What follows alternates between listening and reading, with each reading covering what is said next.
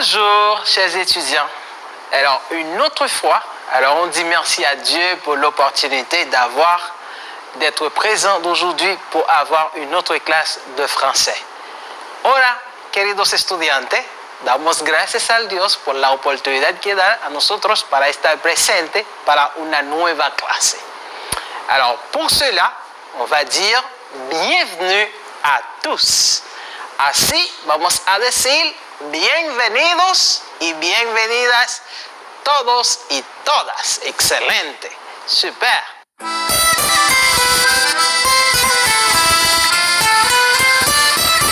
Maintenant, alors, on va voir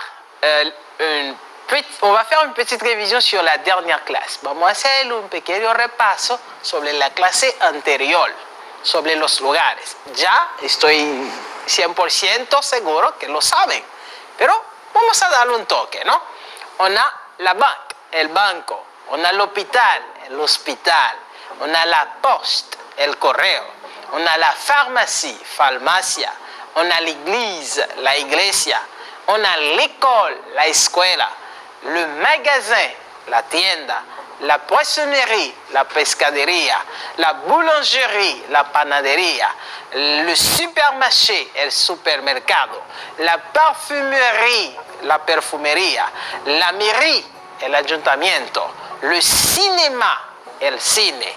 Le parc, el parque. Le restaurant, el restaurante. La gare, la estación. Le musée, el museo. La gare, la station de métro peut faire.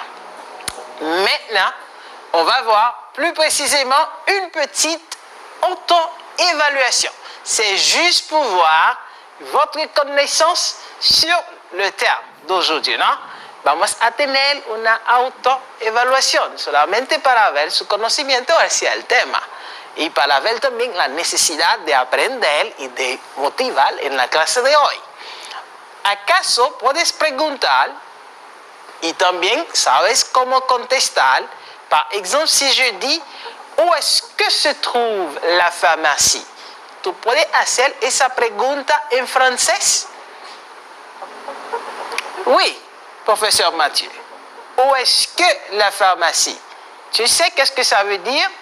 O si yo te pregunto de otra forma de hacerme una pregunta en español para decirme ¿dónde está la iglesia? ¿Tú lo puedes hacer en francés? Si es sí, ya estás aquí. Si lo puedes hacer una parte, pero me falta la otra parte, está en proceso. Pero si no sé nada, yo no sé que hay una persona aquí así, ¿no? Entonces es no. Pero de todo modo, vamos, porque eso es el propósito, ¿no? Maintenant, tu peux former la phrase, puedes contestar, dar una indicación de dónde está la farmacia. Por ejemplo, aquí tenemos, la farmacie se trouve derrière le stade. Ahora, tú puedes colocar las proposiciones sin ningún problema. Derrière, devant, à côté, à gauche, en haut, en bas. Ay, no, profesor, ahora sí. Entonces, eso sí vamos a ver en el día de hoy, las preposiciones. Maintenant, j'ai une deuxième question. Tengo una segunda pregunta. Où est-ce que se trouve la parfumerie? ¿Dónde se encuentra la perfumería? Ah, la parfumerie est située à côté de l'épicerie. Ahora, si tienen dificultad para colocar la preposición de la oración, eso sí vamos a terminarlo hoy, porque la clase de hoy se trata de eso. On va voir. Maintenant, je dis, qu'est-ce qu'une préposition? Yo pregunto, ¿qué es una proposición? Aquí on peut voir, les propositions sont des mots courts et invariables qui servent à relier un élément de la phrase à un autre. Digo en español, las preposiciones son palabras invariables en una oración que relaciona o que conecta un elemento en la oración con otro elemento. Maintenant, il existe des prépositions simples. Existen preposiciones simples, como si je dis a, que es A en español, she, que es en, o otros más que vamos a ver más adelantado. Entonces, es de locución preposicional. También hay preposiciones que son de locución preposicional. Par exemple, d'après, aquí pueden ver son dos, le de y après. Près de, acerca de. Entonces, ce sont des locutions, mais preposicionales. Et on va ver plus tout à l'heure. Ahora tenemos dos ejemplos. En el primer ejemplo, le chat est dans la moire. Aquí tenemos una preposición simple, porque c'est dans, en, dentro. Entonces, le chat est dans la moire, el gato está en el armario. Entonces, on passe pour le deuxième. Dans le deuxième, je suis devant le tableau. Je suis devant le tableau. Estoy frente o delante de la pizarra. Entonces, tu dis devant le tableau. Maintenant, on commence. Ça, c'est très important. Les propositions sont des éléments grammaticaux difficiles à traduire d'une langue à une autre. Ça, c'est très, très important. Las preposiciones hay que darle mucha importancia porque es difícil de traducir de un idioma al otro. Entonces, para establir una traducción es importante, il est important de vérifier dans un dictionnaire. Es muy importante de consultar antes de la traducción en un diccionario para tener la definición clara y el modo de uso que no puede confundir ni que puede ser una mala interpretación. Maintenant, on a les prepositions de pays et ville. Aquí tenemos preposiciones de ciudad y también de países. C'est très important. Es muy importante de voir ici le verbe aller au centre. Cada vez en francés que usamos el verbo aller, siempre después hay que usar una preposición. Y esas preposiciones pueden ser cuatro. Par exemple, on a a, on a un, on a o, et aussi on a o. Maintenant, le a est el a. Par exemple, je vais à la pharmacie. Exactement. Un, je vais en vacances. Je voy en vacaciones. Je vais aux États-Unis. Lo vamos a ver porque lo uso y cuál es la diferencia ahorita. Ce hola, par exemple, je peux dire je vais au cinéma. ¿D'accord?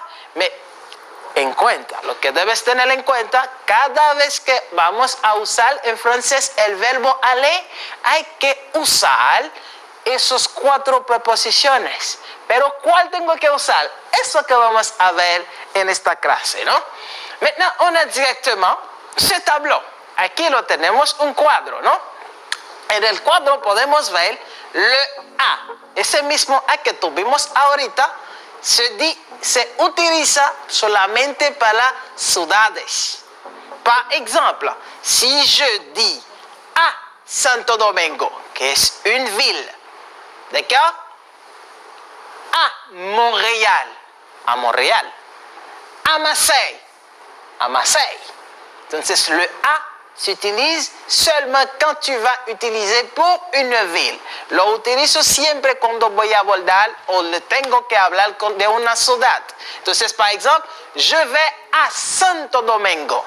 D'accord? Je vais à Santo Domingo. Yo voy à Santo Domingo. D'accord? O je vais à Saint-Domingue, comme tu peux le dire. On a O.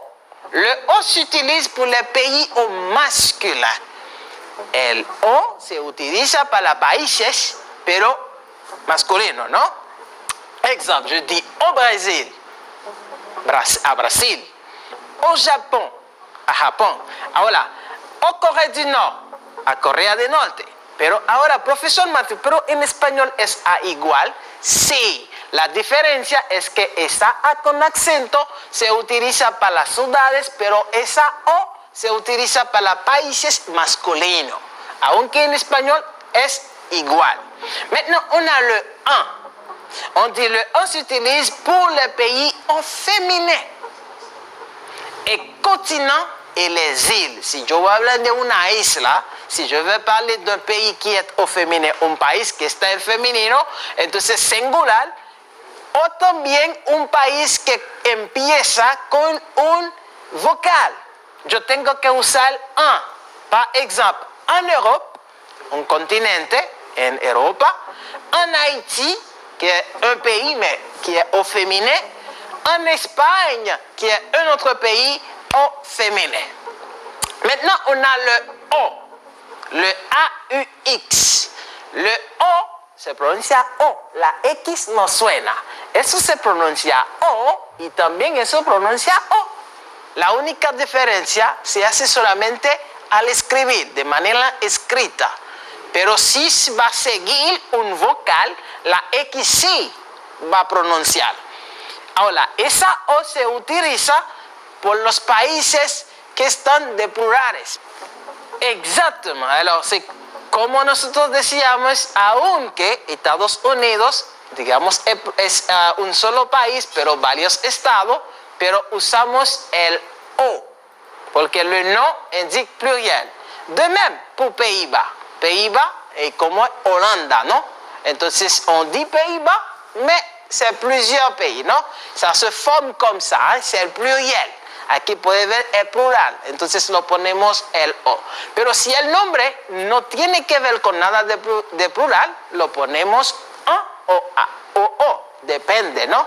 Pero por ejemplo, en el caso de Bahamas, que es plural, entonces je dis O, Bahamas. Entonces si je dis O, parce que c'est pluriel. Et ça, on va le voir après. Eso lo vamos a ver más adelante. Maintenant, je ça, qui se présente comme ça, c'est ça que je dis. Il faut faire la différence. Ahora vamos a ver este cuadro para que podamos hacer una diferencia. Exemple, on voit, je dis je vais, mais en blanc, d'accord? En blanco. El je vais en blanco. Je viens en negro. Ahora, si je vais dire je vais, qui est le verbe aller, si yo voy a usar el verbo aller, qui est je vais, yo voy, je dis je vais au Canada. País masculino, au Canada. Mais si je dis je viens, qui est venir, je ne vais pas dire je viens au Canada, non, je viens du Canada. ¿D'accord? C'est pour ça ce tableau. Es eso que quiere decir el cuadro. Maintenant, je vais à Paris. Una ciudad. Je vais à Paris. Je viens de Paris. Je viens de Paris. Je vais aux États-Unis. Je vais aux États-Unis. Pero se dice, je viens des États-Unis. Je viens des États-Unis. Les pays au pluriel. En France, je vais en France. Je vais en France. Je viens de France. Je viens de France. Les pays qui sont au féminin. Maintenant, on a des exercices. Dans cet exercice qu'on va voir, plus précisément, on va ajouter certaines prépositions dans les phrases. Exemple, on a le A. Ya, nosotros sabemos cuando tocamos usar el A. On a le O, le A. Claramente, para las ciudades, le O, le pays au masculin, países masculinos, le A, pays au féminin, et le O, les pays qui sont au pluriel. Maintenant, on est dans la première phrase. Je vais. Yo voy. Je vais. La y Puerto Plata en décembre. Qui tengo que poner? Le A, le O, le A ou le O, pluriel. Ah, profesor Mato, me decía que desde que es una ciudad, yo tengo que colocar una A. Ah ouais, c'est ça, exactement. Yo voy a Puerto Plata en diciembre. La réponse se fait, je vais à Puerto Plata en décembre. Excellent, très bien. Génial. Maintenant, on a la deuxième phrase qui dit tu vas, Canada avec ta sœur. Tu vas à Canada con tu hermana. Qu'est-ce que j'ajoute? Canada. Ah ouais, c'est Canada, c'est A? Non, professeur Mathieu, ce n'est pas une ville. Non, c'est une ciudad. Oh, oui, professeur Mathieu, parce que Canada est masculin. D'accord, alors je dis, alors tu vas au Canada avec ta sœur. Très bien, génial. On a un troisième exercice. Il est né, Saint-Domingue. Maintenant, je dis en espagnol, el nació en Santo Domingo. Maintenant, Saint-Domingue, c'est quoi? Un pays ou une ville? Ah, professeur Mathieu, ouais, c'est une ville. Et une ciudad. Alors, on met, alors, il est né à Saint-Domingue. D'accord? Maintenant, nous allons, on a Bahamas. Bahamas, c'est le pluriel. D'accord? Nos vamos a las Bahamas en junio. Et comment je dis ça? Ah ouais, nous allons aux Bahamas en juin. Très bien. Excellent. Maintenant, je dis, mes parents vont, aux États-Unis. Mis padres van en Estados Unidos. Alors, comme Estados Unidos est plural, alors je mets, mes parents vont aux États-Unis. Très bien, excellent. Maintenant, on a les prépositions de lieu. Vamos a ver ahora las preposiciones de lugares. Dans le premier tableau, en el primer cuadro, lo podemos ver, par exemple, une ligne qui est français et une ligne qui est espagnol. La primera columna se ve francés y la segunda es el espagnol. Dans la première ligne, on voit au milieu. Quand on dit au milieu, on dit en el medio. Au milieu. Par exemple, je dis au milieu, en el medio. Au milieu. Il faut apprendre ça. Hein? Ok, maintenant on a le près de. Près de est cerca de. Très bien. Maintenant on a en bas. En bas. En bas.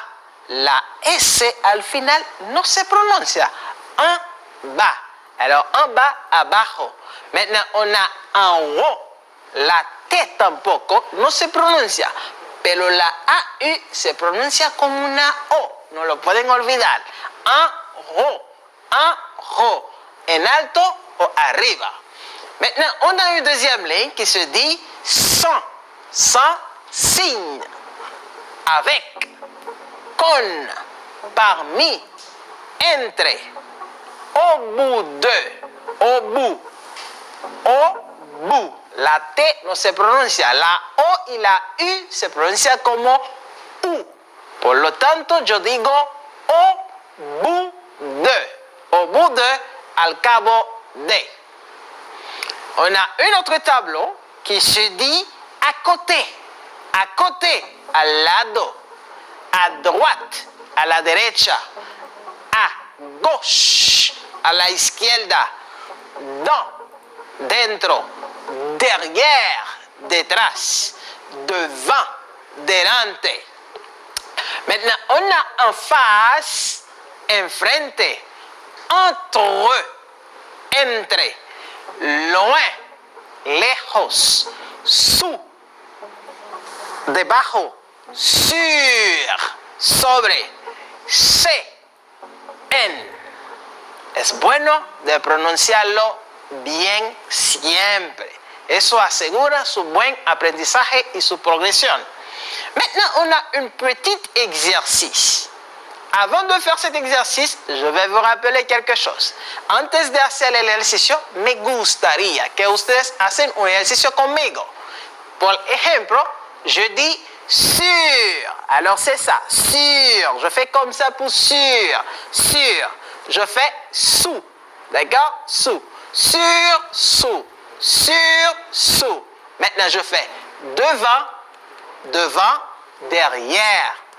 Devant, derrière, sur, sous, devant, derrière, au milieu, au milieu. Maintenant, je fais dans, dans, dentro, dans, dentro. Alors, on y va. Sur, sous, devant, derrière, au milieu, dans. Alors, d'accord, c'est bon. Alors, si je fais ça, c'est sur, sous, devant, derrière.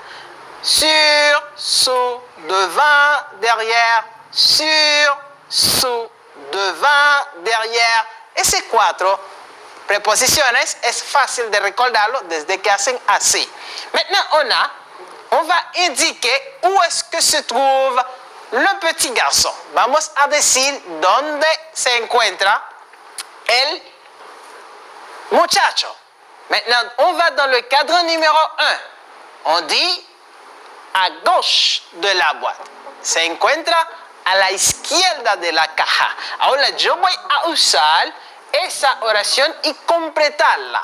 Par exemple, je dis il est à gauche de la boîte.